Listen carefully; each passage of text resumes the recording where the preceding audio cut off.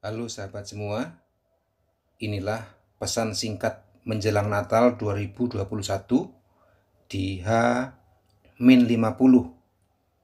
Sekaligus saya sampaikan koreksi dan permohonan maaf bahwa di video yang lalu yang benar adalah sesuai judul, jadi pesan singkat di H-51.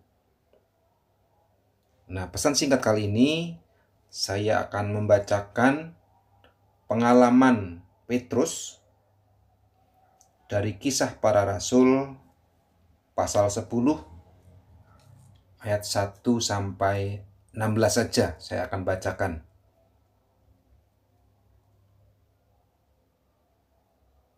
Di Kaisarea ada seorang yang bernama Cornelius, seorang perwira pasukan yang disebut pasukan Italia. Ia saleh, ia serta seisi rumahnya takut akan Allah, dan ia memberi banyak sedekah kepada umat Yahudi dan senantiasa berdoa kepada Allah.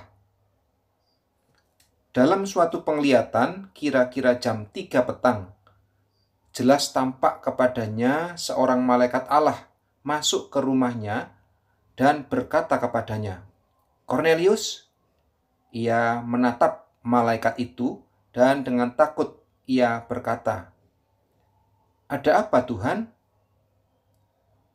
Jawab malaikat itu, "Semua doamu dan sedekahmu telah naik ke hadirat Allah, dan Allah mengingat engkau.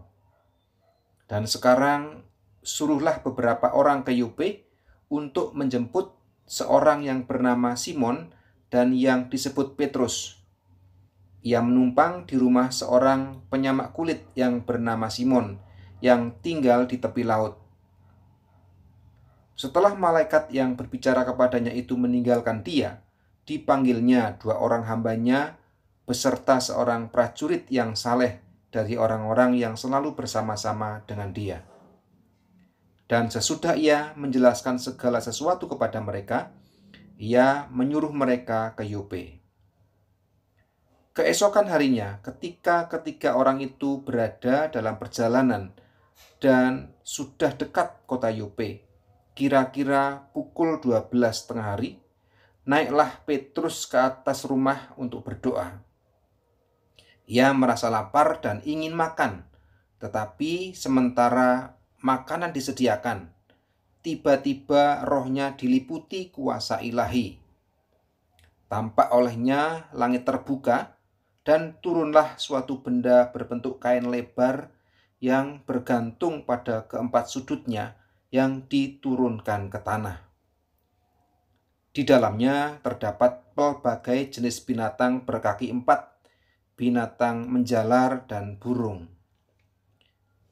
Kedengaranlah olehnya suatu suara yang berkata, "Bangunlah, hai Petrus, sembelihlah dan makanlah."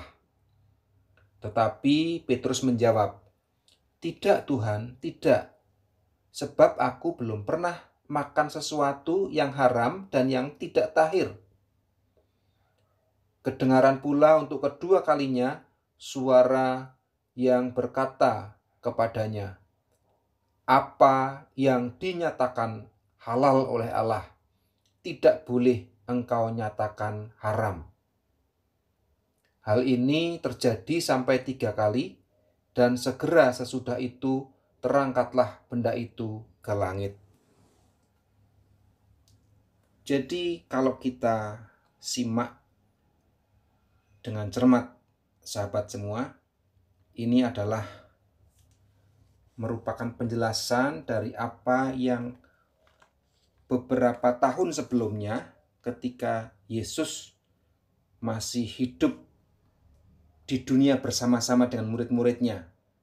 Jadi saat Petrus mengalami hal ini, Yesus pun hidup karena dia sudah mati, namun dia hidup dan bangkit lagi untuk selama-lamanya. Nah, dia menyatakan Matius 15 ayat 17 dan 18.